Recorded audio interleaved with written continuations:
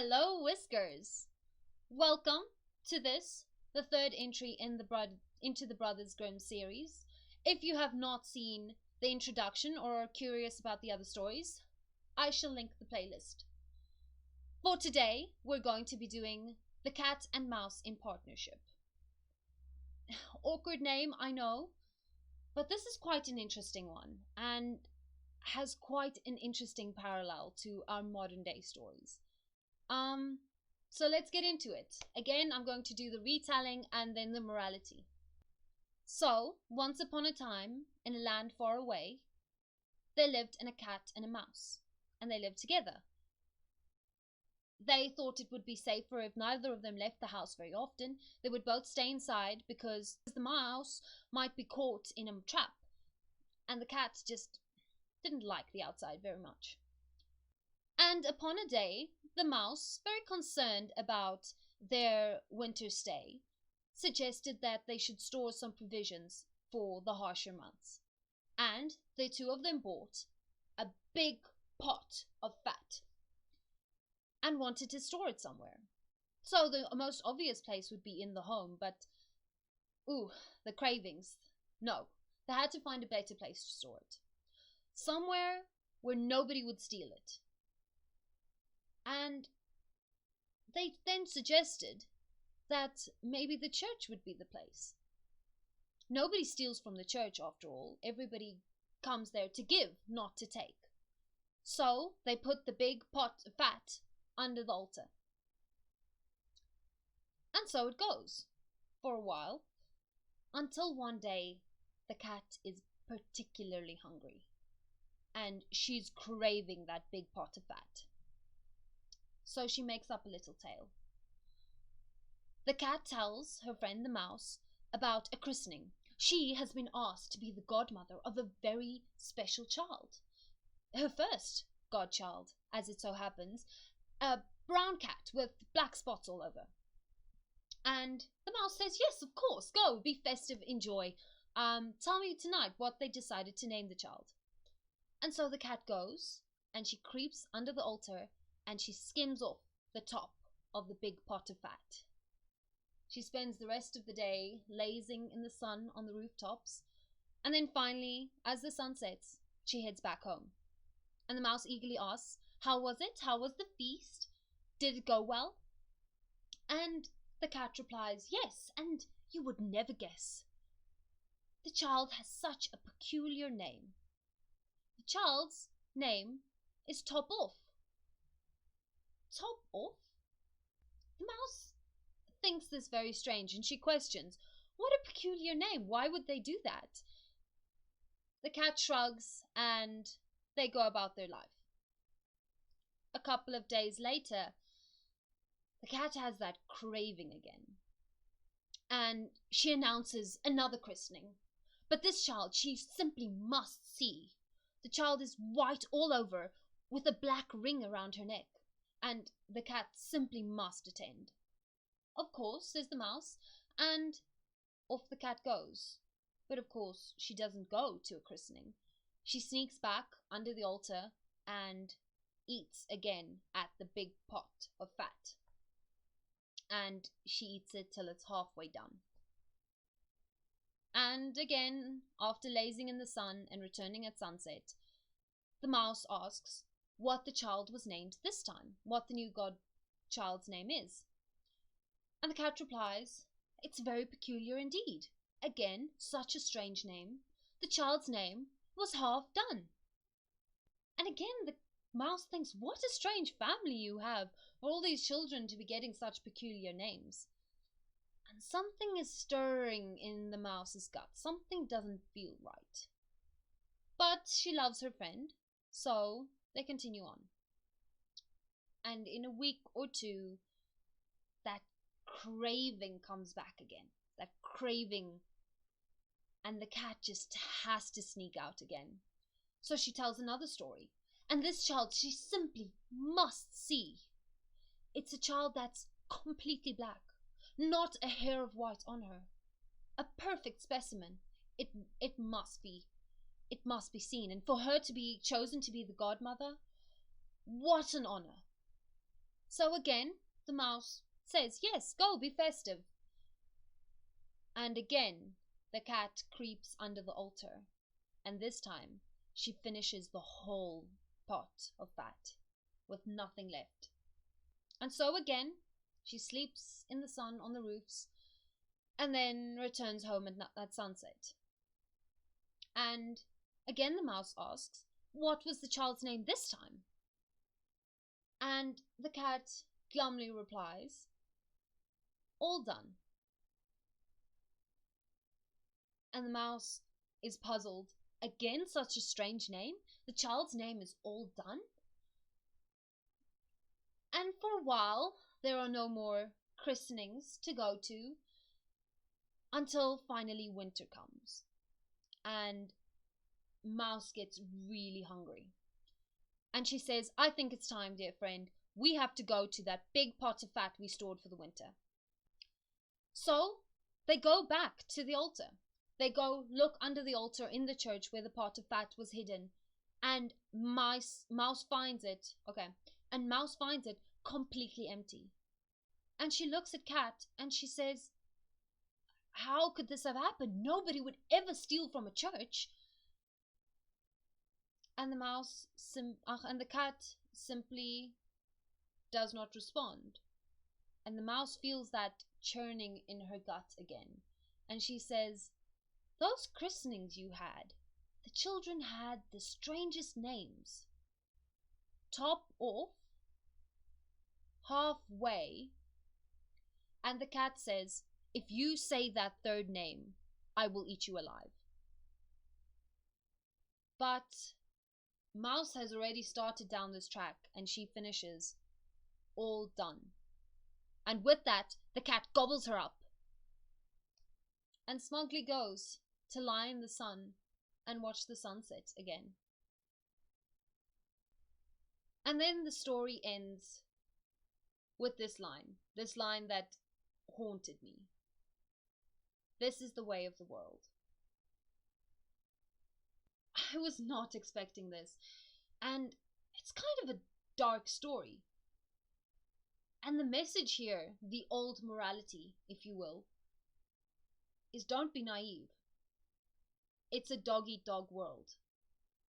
Trust your gut. If you feel like something's off, investigate. Find out. So before I go into the old morality, what is a new story? This one is not as straightforward as some of the others. I think the modern conception of this fairy tale has to be the iconic Tom and Jerry. Why? Well, the cat and the mouse, obviously. The stealing of food, which is the main reason that the two are in conflict. And there is also a sort of friendship, a kinship between them that is definitely a subtext to everything, that they like each other in the end. But the story is vastly different because the morality is vastly different. Whereas the old story teaches us, don't be naive, this is the way of the world, trust your gut. Tom and Jerry has a very different take. It teaches kids to be naive because Tom dreams about eating Jerry, but we never actually think he's going to. It's a game. It's all just a game. And I don't really know how I feel about this change. Is it right to teach children that the world is harsh? Or is it right to teach children that cats and mice are only playing when they're chasing each other around? It's all just a game and violence isn't real. People don't really want to hurt each other. People don't really want to hurt you, and you should just trust everyone. Okay, so here we get into some of the differences between the older ideas of how children should be dealt with and the newer ideas. So there was no idea of kid friendliness in the time of the Brothers Grimm. Children were not to be protected. Children were adults in training. And I think we can all say that a streetwise adult who knows that sometimes the world is not fair is much more useful than a naive one. Our world is harsh. very often, and very many people cannot be trusted. And yet, we make all our entertainment and our stories for kids very kid friendly. How wise is that? I think it is harsh. It is scary. It does feel like there's no hope in the world after you read these stories, but it's kind of true. And I kind of agree with the morality of the Brothers Grimm version much more than our modern conception. The world is not kid friendly. People are not to be trusted. It is a dog eat dog world, and you should not be naive. If your gut is roiling and telling you something is wrong, if you're suspicious about your friend's stories, if everything seems just a bit too peculiar, maybe something is going on. Maybe something is wrong.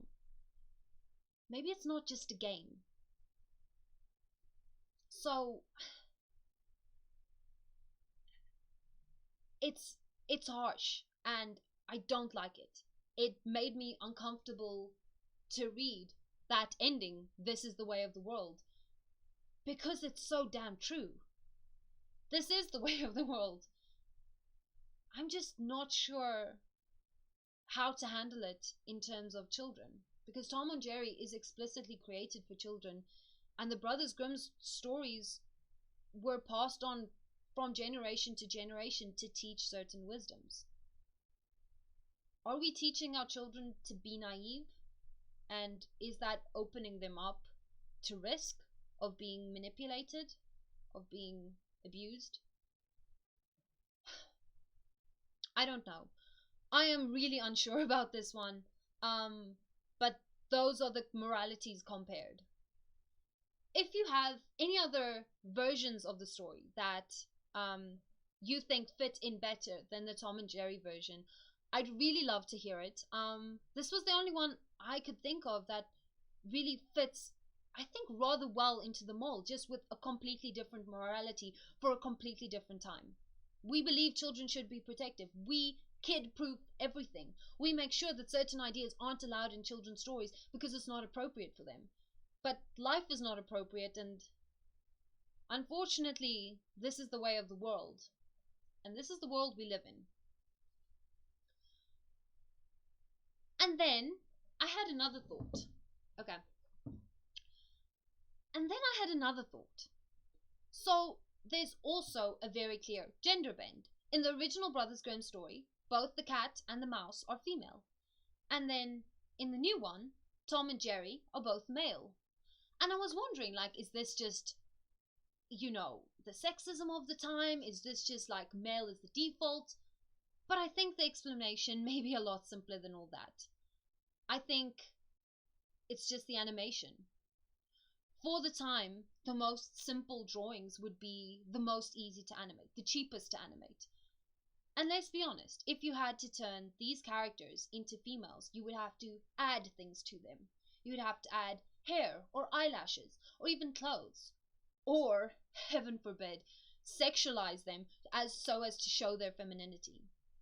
I mean, there are a couple of episodes where Tom interacts with female cats and they are sexualized and they move differently and they have this thing about them that is, it's adult and female, which is very different from the child-friendly Tom and Jerry.